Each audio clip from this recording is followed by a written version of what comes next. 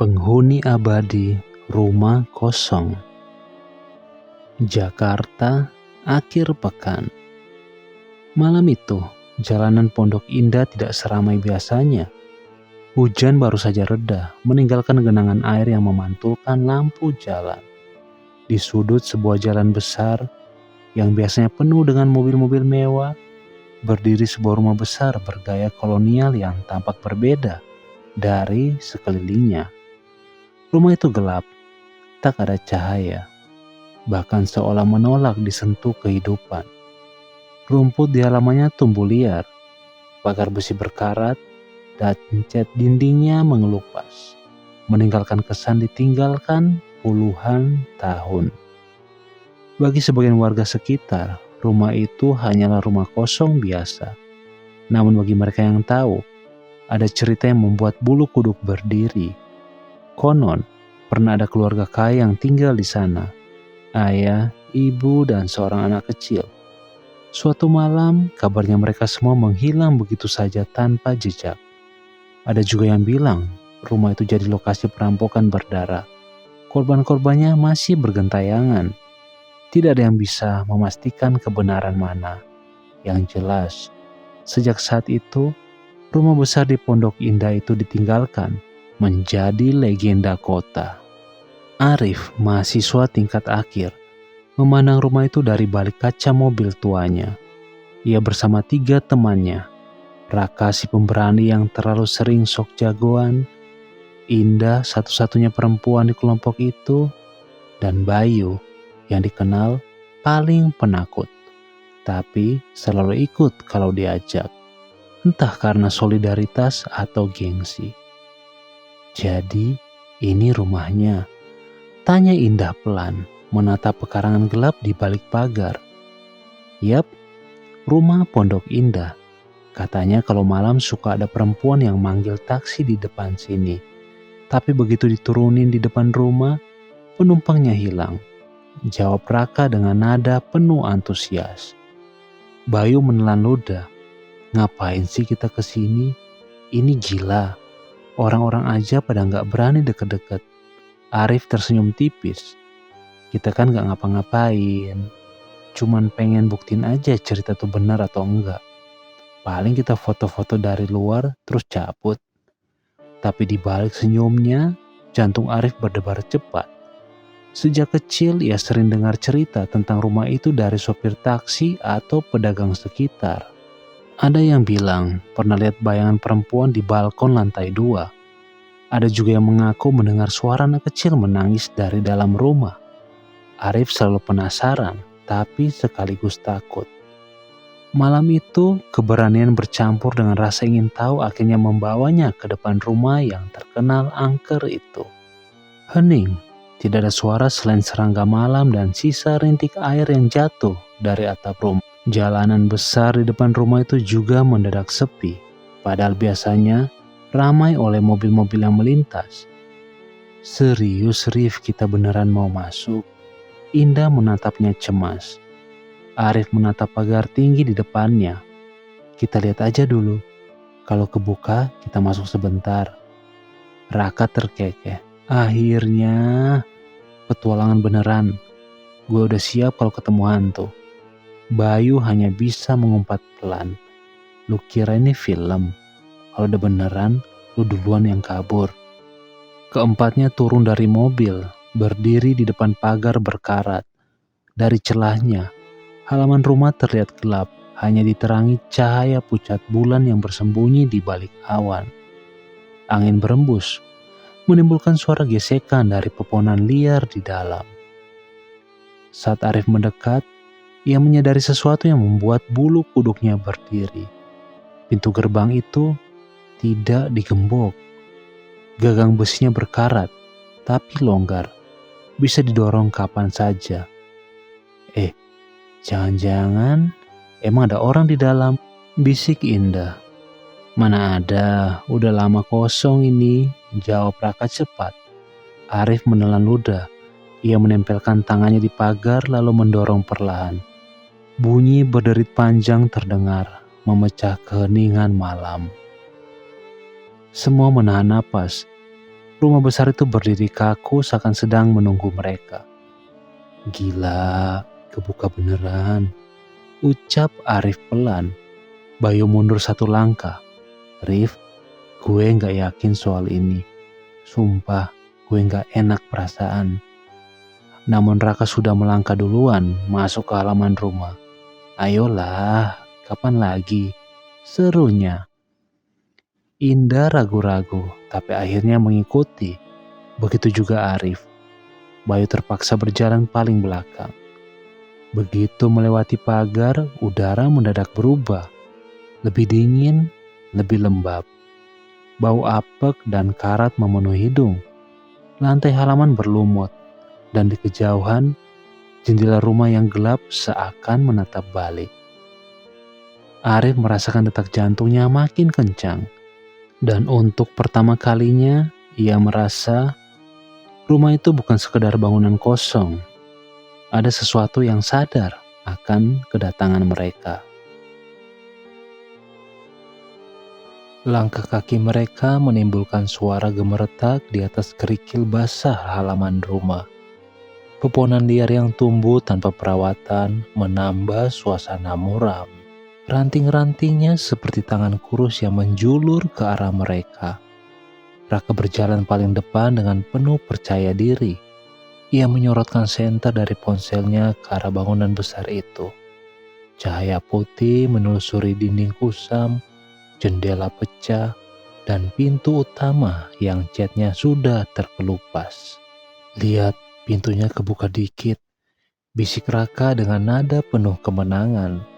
"Kalau benar kosong berarti kita bisa masuk bentar. Foto doang, habis itu cabut."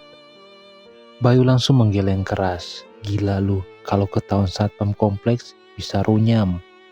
Indah menelan ludah. "Tapi kok gue ngerasa ada yang ngeliatin dari atas ya?" Arif menoleh ke lantai 2. Balkonnya gelap. Tapi ia mengaku tadi melihat sesuatu yang bergerak di balik tirai robek. Bulu kuduknya berdiri.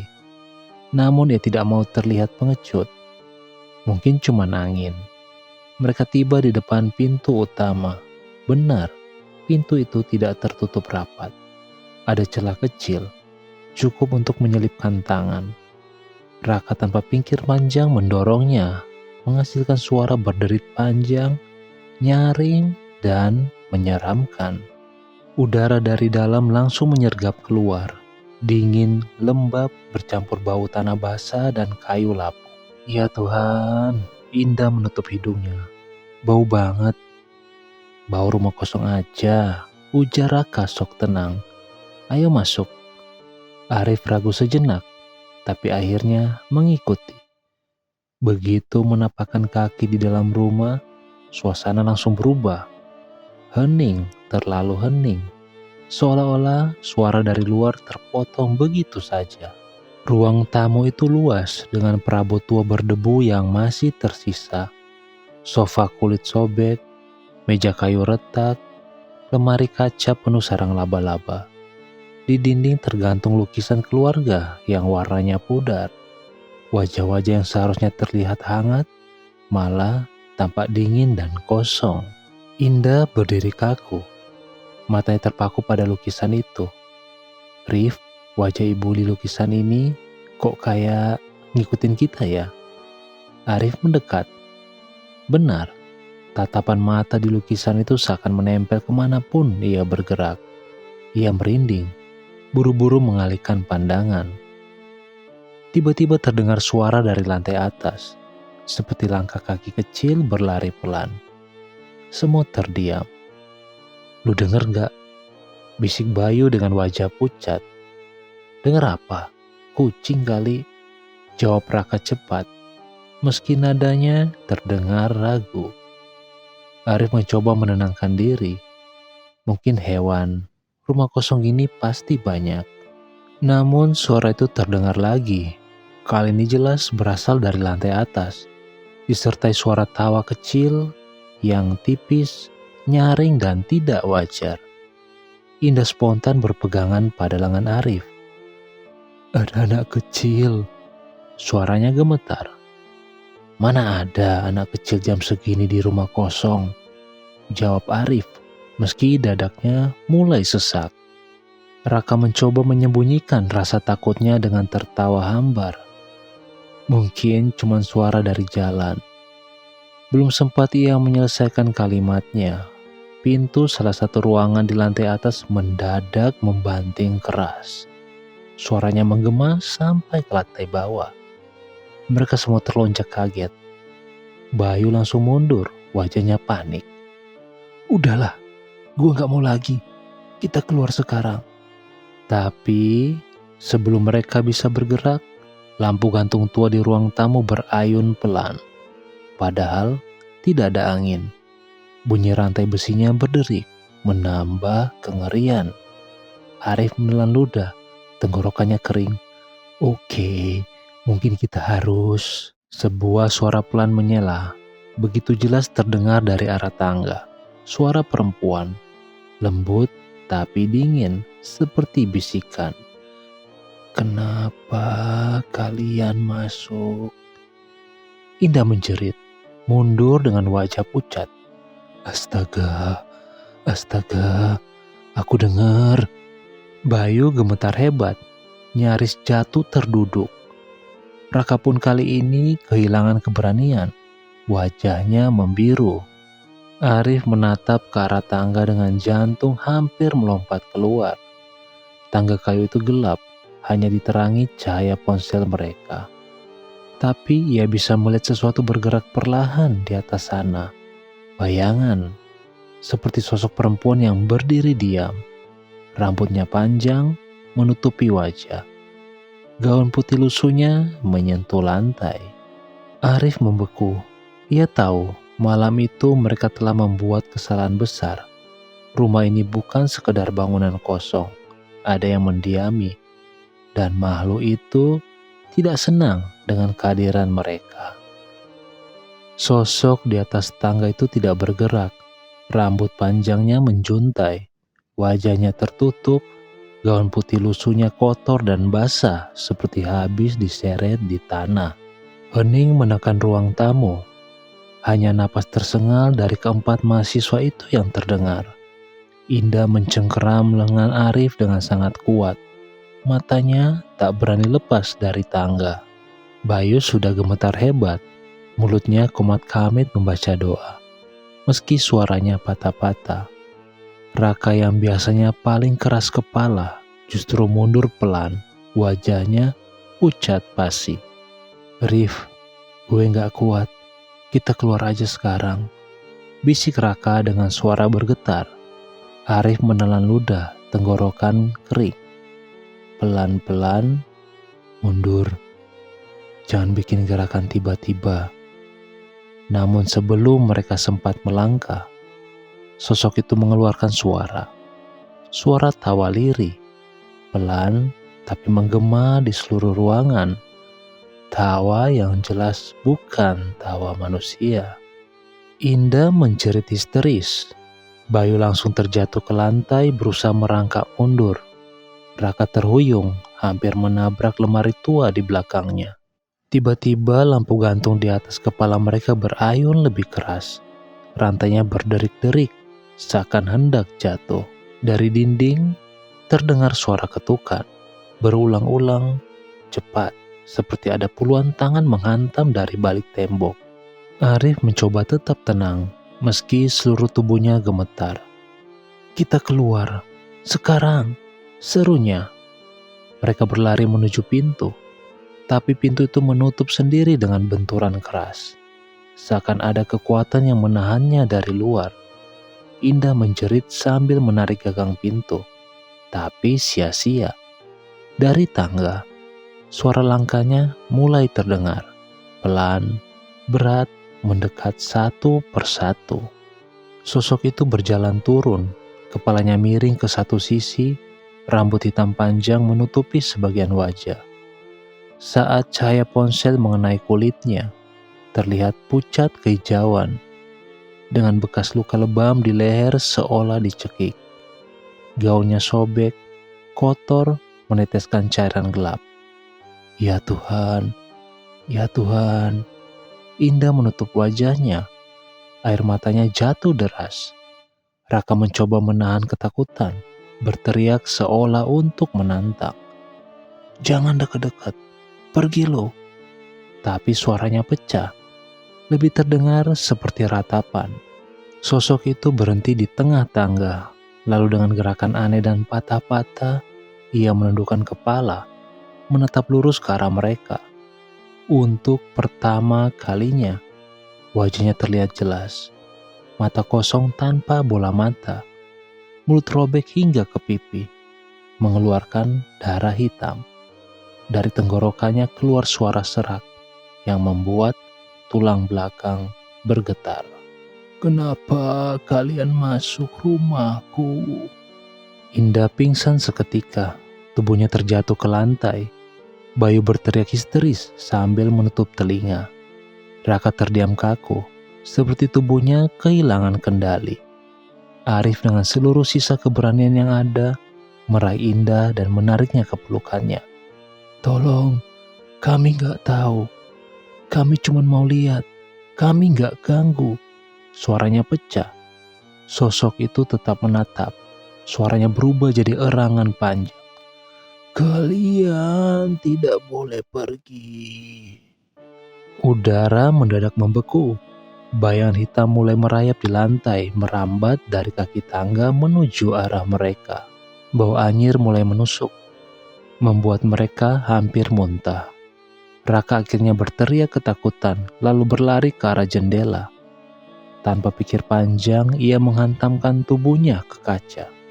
Kaca itu pecah dengan suara keras. Tubuhnya terhuyung keluar.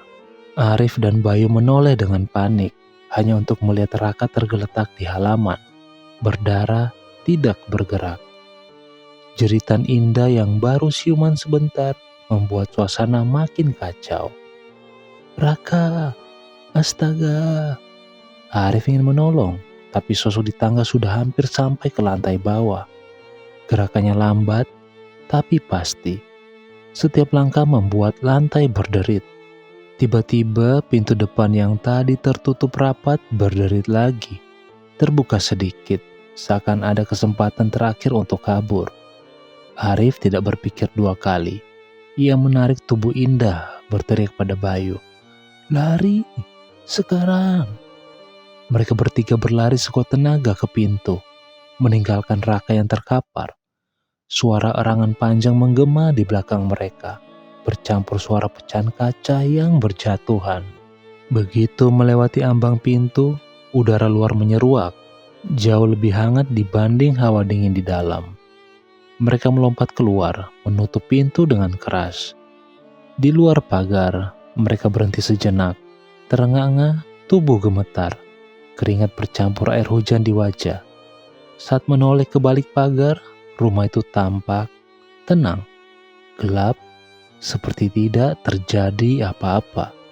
Tidak ada tanda Raka, tidak ada tanda sosok perempuan itu. Hanya rumah besar yang berdiri diam dan menatap mereka dengan jendela kosongnya. Arif merasa lututnya lemas. Malam itu ia tahu satu hal. Rumah Pondok Indah tidak pernah benar-benar kosong.